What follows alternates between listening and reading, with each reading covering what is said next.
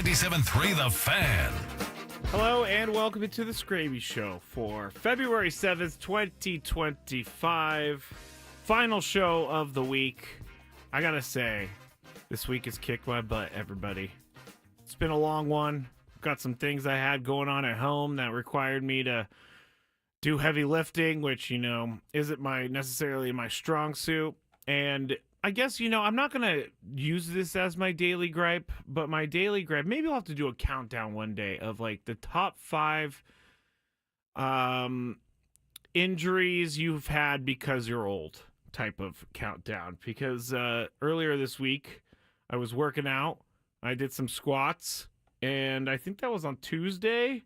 And they're not real squats. I mean, it's at-home stuff with the weights that I have. And I got to tell you, my legs hurt. They have hurt since Tuesday. And so either I need to go like less hard on the squats, or I need to just keep doing it until I don't feel like my legs are on fire every time I move. I didn't tell the guys this because I knew they would give me a hard time. But it's been a rough couple days in the soreness department, that is for sure. So there's a little quick preview of the daily gripe. I do actually have a daily gripe, and I was walking around this morning, walking the dogs. It's not about dog walking. It's not about driving. It's about something different. So I have that at the end of the show. Also, we're going to be talking shortly here about Connor Joe, who has been reportedly signed by the Padres. So we'll get to that in just a second. We'll go through some of those non-roster invitees that you may need to know about.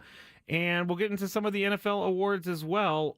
Josh Allen wins. My former teammate and friend Kevin O'Connell wins Coach of the Year. Josh Allen won MVP. I didn't say that. And then Bill Belichick got roasted, which was kind of hilarious. But Snoop Dogg had a hard time getting that joke out. I wonder how afraid he was to say that, or nervous about saying that. But anyway, I didn't actually watch the show. You guys were here with me yesterday, and you guys all know that I was very upset that the NFL honors were tape delayed. I still can't believe it. I'm over it now. But I did not watch 1 second of the NFL honors when I got home last night, because I think it's ridiculous that you have a live reward show, that everybody's really waiting for the results, and you do it on tape delay so that the West Coast has to start it at 9 p.m. Like, I can't get into it again. It was just so stupid. But I did see the pop-ups, push notifications of who won, so we'll talk about that in just a second as well. But I don't know if anyone out there, how much do people like the rain? Because I find the rain to be very peaceful. I find the rain to be very, I can use it for meditation. I like those little apps that have the rain sound for meditation. But this sort of rain that we got today, or at least the rain that I was going through today, not a fan of. If it's going to rain, why not have it rain? It was just misty all day long. It wasn't that big of a deal. Like, it was just really, really misty. And I don't know.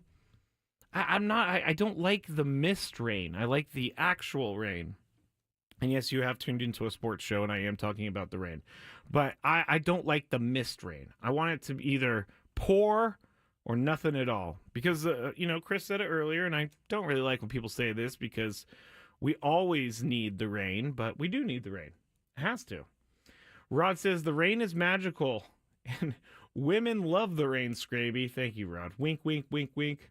Dan says, I like the rain. Let's see. Oh, about the injuries. Dominic says, dude, I woke up and my ankle hurt for no reason. Getting injured simply from sleeping is a real old guy benchmark. That is pretty hilarious. It is an old guy benchmark. Just getting out of your bed and feeling like your ankle hurts. I've done that. And I've done that recently. But someone said I needed to stretch. I think really is because I haven't done like squats in a long time. And so that's why my legs hurt so much. But let's get into the news of the day. If you were at work, you haven't heard yet, the Padres, I'm going to keep saying reportedly because I have not been notified by the Padres that this is actually official. But Connor Joe, utility man, outfielder, infielder type of guy, from Poway High. He's a Powegian. He has been reportedly signed by the San Diego Padres. Now, not the biggest name in the world. Not a name that we're all going to go out and buy tickets because of. But I have seen some of the backlash from this reported move. And I just have to tell everyone, like, the Padres are not going to be bringing in big names. It's just not going to happen. With the way everything, and the only way it would happen in my mind is if they did it in a trade. Because we've seen this offseason, they are not interested in spending, which is bad and not at the same time. Not bad at the same time. Because you still, again, I feel like a broken record, but you still have your core. You're paying them money. But it's a bad thing because you haven't been able to add this entire offseason. And you haven't been able to really add any sort of players that are going to be real impact players. And you've lost some impact players in Jurickson Profar, Ha-Seong Kim. But Connor Joe, I like this signing. He could play multiple positions. He, if you look at his numbers over the years, he had the 2023 season for him was his best year. So I think if we were to maybe expect something from him, I'm not going to expect his best year, but that year he played in 133 games. He had 472 plate appearances. He hit 11 home runs. He was hitting .247 with an OPS of 760. Now, those are pretty average numbers. His OPS plus was 105, so he was slightly above average that year. And those are not eye-popping numbers. But what he can do for you is play multiple positions, come off the bench, and be a veteran hitter. He's been playing since 2019. He's played a total of 438 games. And I remember a few years ago. And again, I'm sorry to this person. It just was who was at bat during the game. But when fans get mad about stuff like this, I don't really know what to tell you because this is the type of ad that teams need. These are the type of players that teams need. Guys that can fill in when needed, and you're not going to have a crazy drop-off for one day. And Connor Joe can be that guy. And so years ago, I remember there was a situation where the Padres were down a run, I believe, and there was a couple guys on base. And they had their bench players were dwindling. And so they had to throw out Taylor Colway to pinch hit in this situation. I think it was 2 years ago this happened. And Taylor Colway did not get on base, ended the game. And I'm not saying this to make fun of Taylor Colway, but I am saying that Connor Joe knows what to expect in Major League at-bats. He is not someone who is seeing Major League pitching for the first time. He's been around, at least enough to know what he can and cannot do. He's also been around enough to know the strike zone. He's also been around enough to know that he doesn't, he's not going to be maybe as nervous as someone who hasn't had an at-bat in that situation. Now, is he going to change everything for the Padres? No, he's not. But it really could help them down the road and down, like when the Padres, if they're, hopefully, let's knock on wood that they don't get too injured this year, Connor Joe coming off the bench and platooning in left field would be good. It would be a good move. Left field is going to be a tough position for the Padres to fill this season anyway because, a lot of the free agents are gone. They're off the board. Brandon Drury was signed by the White Sox today. Side note, Steven Wilson, former reliever of the Padres, traded to the White Sox, was DFA'd today. So I don't know if the Padres are going to look into bringing him back or not. But he had some good numbers, Steven Wilson did, with the Padres. He had a really tough year last year, but he played for the White Sox. So got to, I guess, take that with a little bit of a grain of salt. But back to Connor Joe, I do like that Connor Joe is someone that they can rely on. He's not a David Peralta.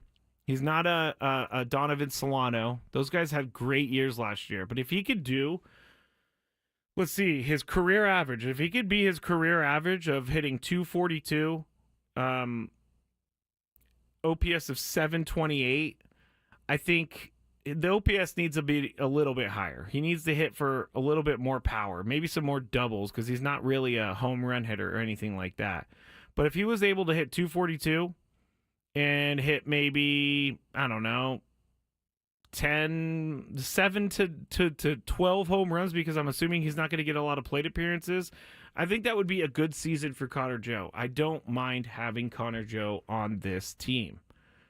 And McKee says Victor Rodriguez will work his magic. This move adds depth. Dan reminds me that they also lost Tanner Scott. That is true. Mailman Rob says, tried delivering mail in the rain, especially today's stupid mist rain. It sucks. I agree with you. Angela says, love the misty rain today. My daughter had a field trip at the zoo and I chaperoned it. It was perfect. Hey, that's not too bad. The zoo is pretty cool, I have to say. But I think mostly, here's Andrew. Bro, Joe is going to have a breakout season this season and will be signed to the Rangers in 2026 for $20 million per year for 3 years. Okay, I didn't read that whole comment through, but I do think that Joe has the possibility, Connor Joe that is, has the possibility of having a better season than he did last year with the Pirates. Hey, he's coming to a situation that's a little bit better in regards to winning. Connor Joe did not do much winning with the Pirates last year. So that is the news. Connor Joe, reportedly a Padre, and I was actually very surprised to see how many Padres fans were upset by this. Like, there was one person on the chat, and I will keep them secret, but they were very upset by this, and they were very upset that the Padres bringing in Connor Joe had us all celebrating, which I don't know that we were celebrating, but I do think that this isn't something that you can just throw away. He's been a good piece for teams over the last few years, and I'm all for it. There's going to need to be more signings. There's probably going to be a trade, but Connor Joe is a good place to start because you needed someone like this. You do. And when you look at the non-roster invitees, actually, I'm going to go to break. On the other side, we're going to talk about some of the non-roster invitees, and I'll give you one guy that one of our favorite reporters is telling us to look out for. So stick with me on the Skraby Show. We'll talk about Padres spring trading. We'll talk about that one player, and then we'll get into some NFL stuff a little bit later. So thanks for joining me here on the Skraby Show. You can watch on YouTube. Just search 97.3 The Fan, and I'll be back shortly. Need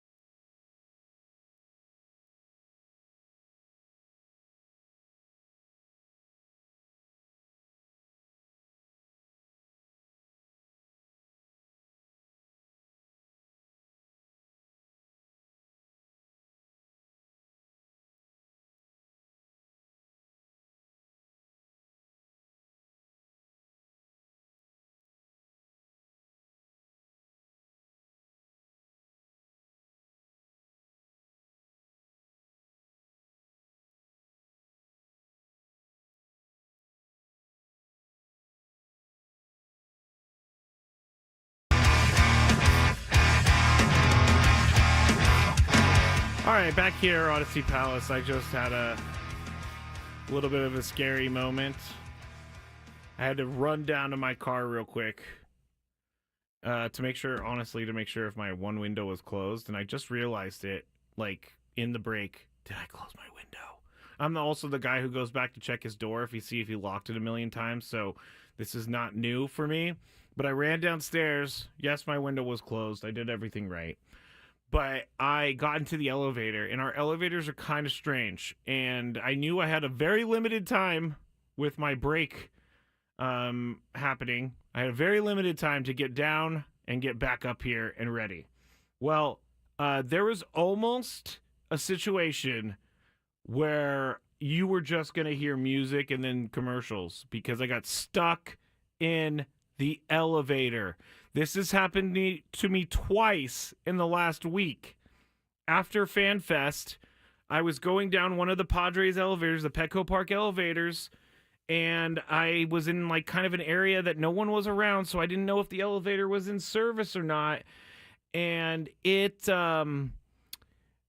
like you needed some sort of access card to get down to the street. And so the doors closed on me at Petco Park. I hit the button, it doesn't let me go anywhere. I hit the button to open the doors don't open. So I'm like, what in the heck is happening here? So I try to hit the street button one more time. It didn't work. It just kept telling me I needed an access card to go to the street level. And then I tried to peel open the doors. I couldn't get the doors open. So I stood in there for a good 30 seconds just figuring out what I could do. And during that 30 seconds, the doors finally opened. And so I was able to get out of that elevator, but I thought I was stuck forever. It was very scary. And then tonight, another scary moment, but even scarier. So back maybe 4 years ago, we had like a different security system and you needed a different key card to get in here. It was like an older system. But I didn't realize years ago that if you messed up the key card 3 times, it shuts down the elevator. Literally turns off the lights, turns off the power, and then everything comes back on 30 seconds later. So that hasn't happened in years until now. And so I was coming back up. I get to, I think it was the 4th floor. For some reason, it stopped me. Doors didn't open. And I'm starting to panic. I didn't even have my cell phone with me because I left it right next to on my notebook. So there was going to be zero way for me to communicate with people. And this was really scary. And I stood there and I hit the open button. I used my key card again. Everything was working, but I was stuck in the elevator. And then thankfully my prayers above were answered because someone hit the elevator on the 1st floor. I had to go all the way back down to the 1st floor and then go all the way back up to the 6th floor. But I made it. Don't know how I made it in 6 minutes, but I made it. Ugh. I hated that feeling of thinking that I was stuck in the elevator forever. Ugh. Dan says, I never take elevators. Jacob says, yeah, stairs or escalators only. Byron says, if it's less than 5 flights, take the stairs. I do take the stairs, but I just didn't have time to take the stairs today. Dominic says, SD Fat Loss would have wanted you to take the stairs. Yes, they would. Anyway, I'm glad I'm back with everybody here. Whew, that was scary. Another news item. We've been talking about beaver nuggets for about a week and a half now, mainly because Sam Levitt told me, or Frank Marchese told me about this, like, rest stop gas station mall thing in Texas called Buc-ee's, and it has beaver nuggets. So I ordered them last week. They took forever to get to me, but they did get to me today. They just didn't get to me before I left my house today. So hopefully Monday or Tuesday next week, we're going to be trying beaver nuggies.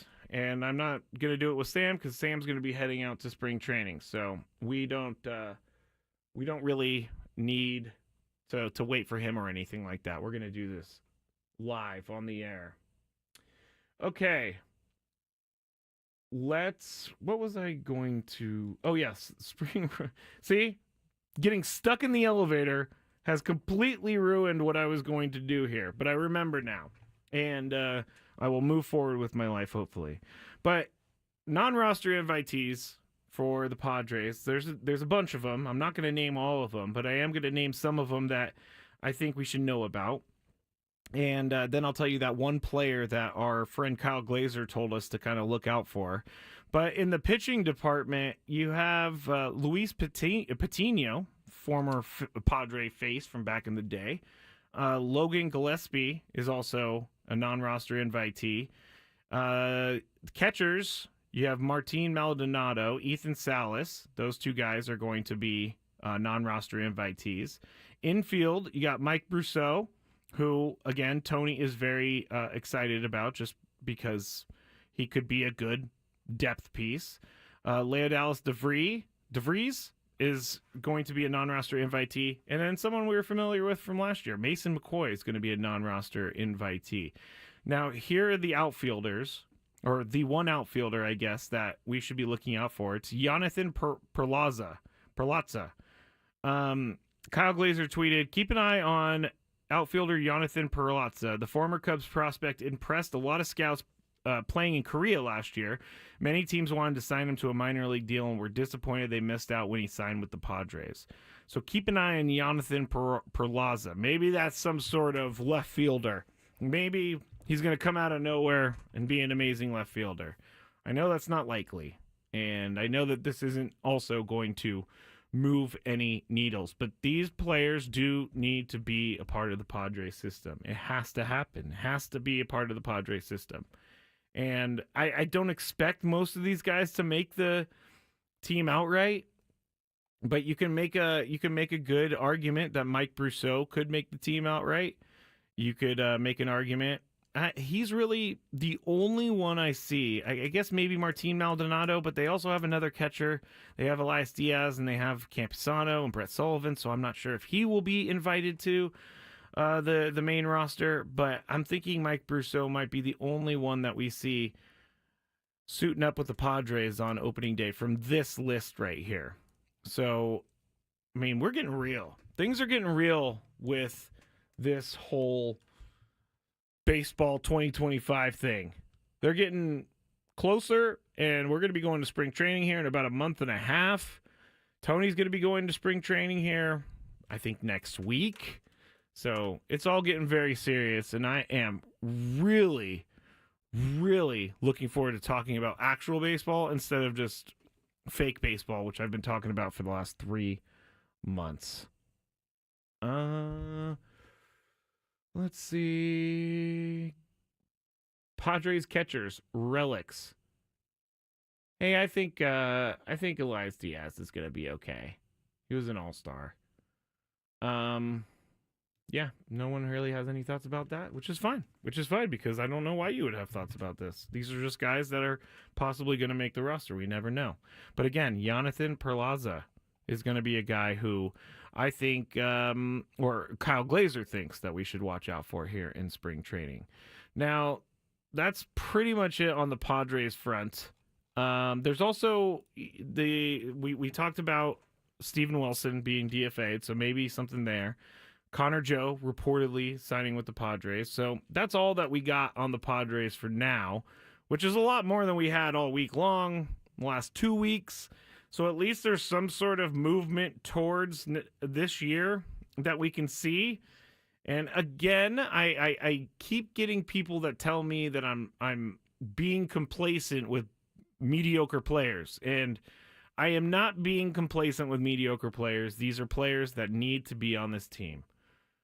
If I was on here saying that the team was going to go to the World Series for because of Connor Joe, then I probably wouldn't have a job, and I would be really stupid for saying that, because he himself alone is not going to take the Padres to the World Series, but he can definitely help with the World Series. So there you go.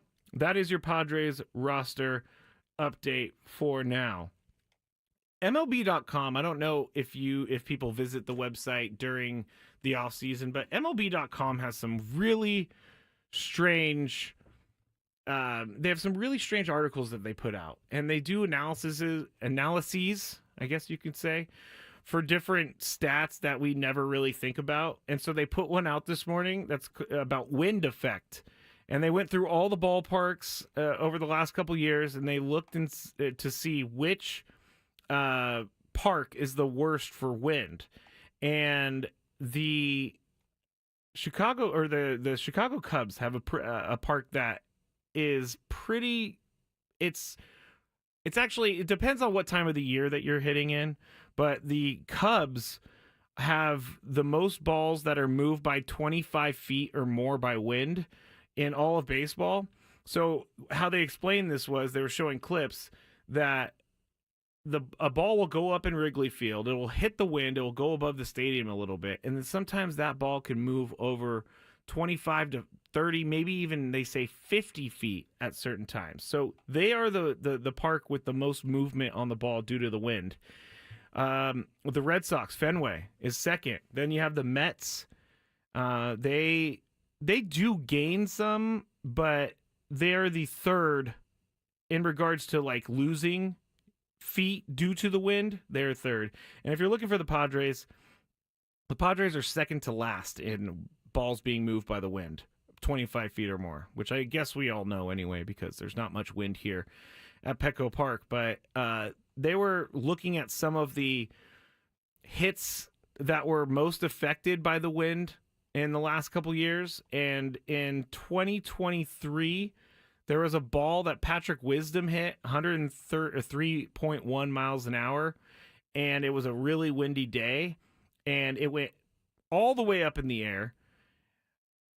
He thought it was actually going to be something where he was going to be able to, drop in and get a double. He lost 111 feet of distance because of this wind. So he hits this ball 103.1 miles an hour into center field, which should have gone over the center fielder's head.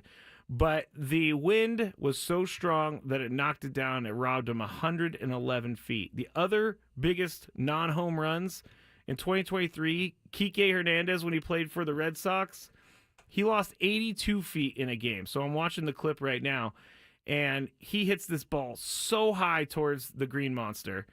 And I guess the wind at the time was gusting in 27 miles an hour. So this moonshot that he hits out there is stopped by the wind at the wall, and he is robbed. Patrick Wisdom, another one, he hit one down the left field corner, and the wind was blowing so hard in. He hit this one 111 miles an hour off his bat, and he lost 62 feet. So it was a no-doubter on pretty much every other day of the season. And they were down 1-0 in the bottom of the eighth for this, but he was robbed by the wind. Some of the other, Shohei Ohtani had one robbed, but I don't really care about that. Juan Soto in 2023 when he was playing with the Padres had one robbed at Citi Field in New York where he's playing now, minus 53 feet. So here's the fun part of this is the biggest wind-aided homers in baseball over the last couple years. And Tommy Pham has the number one wind-aided home run in baseball in the last couple years. On June 4th, 2023, when he was a Met, he hit one 106.3 off the bat, but the wind was behind it at 29 miles an hour. He got an extra 56 feet out of this. Max Muncy, April 21st, 2023, at Wrigley Field. It was a routine fly ball, but then kept carrying. He got 45 extra feet from it. Brandon Belt in 2023, 38 extra feet. So you can kind of see how much these players are being helped by the wind. Basically, Padres play on the West Coast. Padres play in San Diego where there's not a lot of wind. And so they don't see a lot of wind-aided home runs. But we do see a lot of balls that die at the warning track for some reason at Petco Park. Not sure why Petco Park, it seems like, I'm going to say seems because I'm not going to be able to prove it, but it seems like the Padres sometimes have warning track power when the other team's hitting home runs, but Petco Park is not a place to be messed with. So that was the wind article. If you want to see this whole wind article, they go into very, very deep detail on this wind article. Just go to MLB.com and it'll say Statcast analysis of wind impact. I thought it was pretty fun to read this whole thing. I really didn't know how much wind affects the ball, but Chicago Cubs, you can get the worst of it by moving it inside Or, sorry, you can get the worst of it by the wind blowing in, or you can get the best of it with the wind blowing out. So I guess Wrigley Field is a good place for people to set up shop and try to hit a bunch of home runs. All right, let's talk about the Super Bowl when we get back. There is one coach who's chasing his 5th Super Bowl ring, and no one's really sure if he's going to make the Hall of Fame. And I'm going to tell you why when we get back on 97.3 The Fan.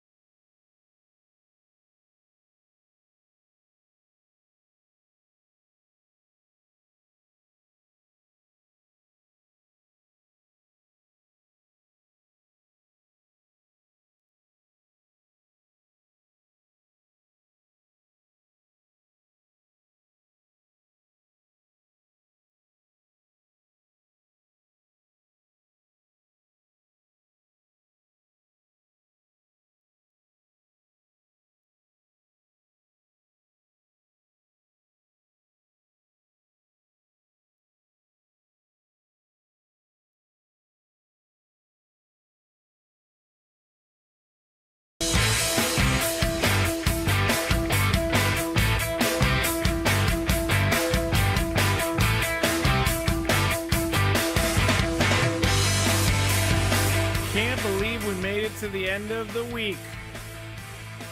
Last segment of the Skraby Show for this week. Hope everybody has good plans for the weekend. I still am not sure what I'm going to do for the Super Bowl. I think I'm probably just going to end up watching it by myself, which if you were listening last night, I actually really do want to.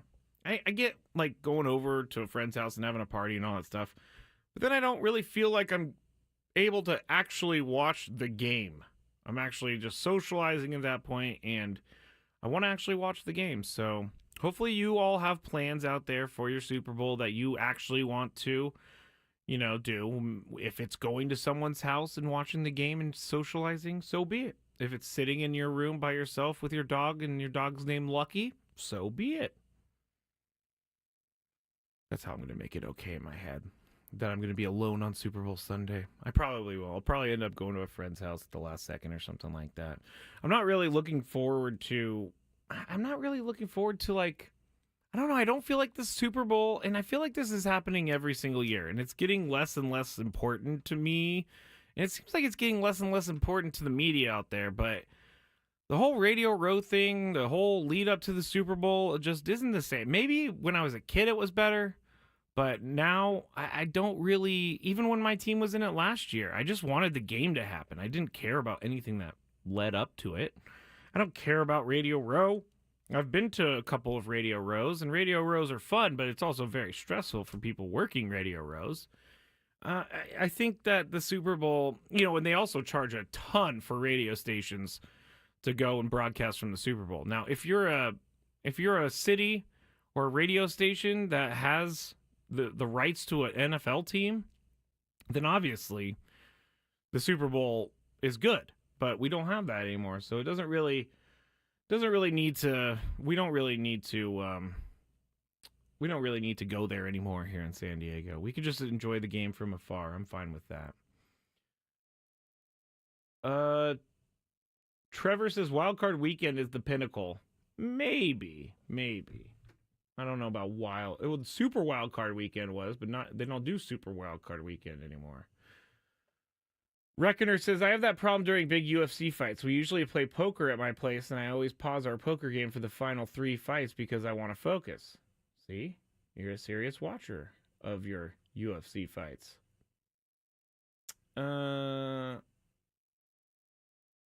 If it had been Buffalo versus Detroit, it'd be a lot more exciting because you'd be talking to a different set of players leading up to the game. I don't necessarily know that. Josh Allen wins MVP last night.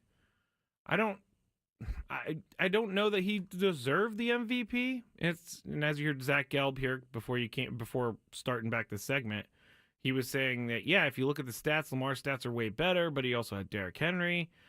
I get that Josh Allen, I guess I'm not mad at him winning MVP because I like Josh Allen. I think he's a good quarterback. He's a really good quarterback. He received a touchdown and threw a touchdown against my team this year in the snow. So he does everything for his team, but I think Lamar Jackson does everything too.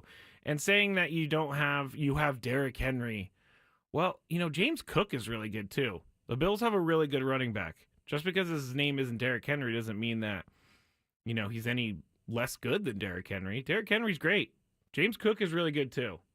Really good too. Skraby is the Chris Pratt of radio. I'm not sure if that's a good thing or a bad thing. You let me know. Katrina says she's sitting with her 5-year-old niece, Kai. She's waving at you now. Oh, well, hello. Well, hello, Kai. Thank you for watching, Kai. And Katrina. Thanks to everybody who's watching. Rod said Lamar got robbed. It's pretty crazy, though. If Lamar was to win, that would have been his 3rd MVP. I mean, we're talking about a Hall of Famer if he wins a 3rd MVP in the short amount of time that he's done it. And talking about the Hall of Fame, Antonio Gates gets in. Everybody knows that. We talked about that earlier. I don't want to spend too much time on that. But I saw this Yahoo Sports article earlier today. And it had a really interesting question that was posed in it. And with the Hall of Fame announced last night, we saw Eli Manning not get in on first ballot, which I think is totally fair. I think that's okay. I don't have a problem with Eli Manning not getting in on the first ballot. He's going to get in at some point. Does not need to be first ballot. First ballot is for players that are so legendary that you're a household name at some point during your career. That's, in my opinion, what a first ballot Hall of Famer is. And Eli Manning may have beat the Patriots twice, but Chris brought it up earlier. He's got a 500 regular season record. And that's not Hall of Fame to me. Just because you got lucky in the playoffs twice, I mean, you got really lucky. And I guess there's some skill involved. I'm not going to take it away from him, but I don't think he's a first ballot Hall of Famer. But the article was all about a Hall of Fame assistant coach. And the reason I'm saying assistant coach is because Spags, or Steve Spagnuolo, with the Chiefs, he is chasing his 5th ring as an assistant coach. And he already has 4, which is more than anybody in NFL history. But as an assistant coach, nobody has ever made the Hall of Fame primarily for their work as an assistant coach. So if he wins 5 Super Bowls, and even if they don't win this one, I assume that he'll get back to another one because the Chiefs always do. But can you put an assistant coach in the Hall of Fame? I don't know. I've been thinking about this one all day, and I go back and forth on it all day. Like, it's great and everything that he has been with this team, and he's been the defensive leader every single year throughout this run, basically. I guess he's going for the 3rd Super Bowl ring, so he's been there for the past 2 years already. And then when they won Super Bowls, he says he doesn't really care about it, which is the good answer, which is what the answer everybody would give. But I don't know if you could put an assistant coach in the Hall of Fame, because at that point, I mean, he was a head coach in his career. He coached the Rams. He did not do well under the Rams. I don't think he really had the greatest players in the world, but I'm not sure. If you're a head coach, yes, you go in the Hall of Fame. But being an assistant coach, I think, diminishes that just a little bit, because you're not focusing on what you need to be focusing on if you're a head coach. If you're an assistant coach, you can focus on defense, and that's it. Head coach, you're focused on everything. Every decision is everything. You have to make that decision as a head coach. Every decision. How many more times can I say every in the next 30 seconds? Steve Spagnuolo had 3 years with the Rams, St. Louis Rams. 09, 10, and 11. He went 1-15, 7-9, and 2-14. So in his head coaching career, he is 11-41. In his assistant coaching career, he is not 11-41. He's won 2 Super Bowls, or 3 Super Bowls, I believe. Is it 3? I'm starting to lose track of how many he's won because I'm looking at these things. But he is going for his 5th. Does 5 Super Bowls as an assistant coach mean he should be in the Hall of Fame? I think I need more time to think about it, but my answer for right now is no. So I'm going to have to bring this up next week. But if you have anything, if you have an opinion on this, please let me know in the chat at Matt, or search 97.3 The Fan on YouTube. You can also go to at Matt Skraby. But the article says that he should be in. And I don't really disagree. If he wins like 6 or 7 and he did it with the same team, then I'm okay with that. Like Chris Jones said, why wouldn't he be in the Hall of Fame? He's done, I'm trying to get the quote exactly. We didn't start winning, getting over that hump until Spags got here. I have so much respect for Spags and his body of work and how much he put into the game. That's my guy. I hope he gets in the Hall of Fame. And because the first assistant coach to make it. Just because, yeah, I keep having arguments back and forth in my head. Just because you started winning when he got there doesn't mean he's a Hall of Famer. He has 11-41 head coaching record. I'm not sure that that's it. Broadcasters get in, but yeah, they're judged by a little bit of a different thing. Let's see. Wade Phillips was an incredible defensive coordinator, but allows the head coach Norv Turner. I don't know what that. Norv Turner was an amazing offensive coordinator, but a lousy. That's what they're saying. A lousy head coach. Yeah, doesn't mean Norv Turner's getting into the Hall of Fame. Like, there are coaches out there that probably deserve to go in before Spags. I don't hate Spags, actually. I think he is kind of fun. I like that he has that. Everybody has these huge, like, cards with the plays on it, like massive cards that are laminated. He has, like, this little thing that he holds, which I always am impressed by, because that means he knows all the play calls off the top of his head. And he doesn't really need fluff in there. He knows exactly what he wanted to do. How much wood could a woodchuck chuck if a woodchuck could chuck wood? I don't know. I'm not sure. But I'm glad I spent some time on that question, because everybody was listening for that. What's annoying Skraby today? Let's find out. It's time for the Daily Gripe. All right, so I have 2 daily gripes today. 3. Getting stuck in the elevator during my show is one of them. That happened in the first break, but it's not going to be the official daily gripe today. The secondary daily gripe is something I've already said before. But last night, I stubbed my toe pretty good.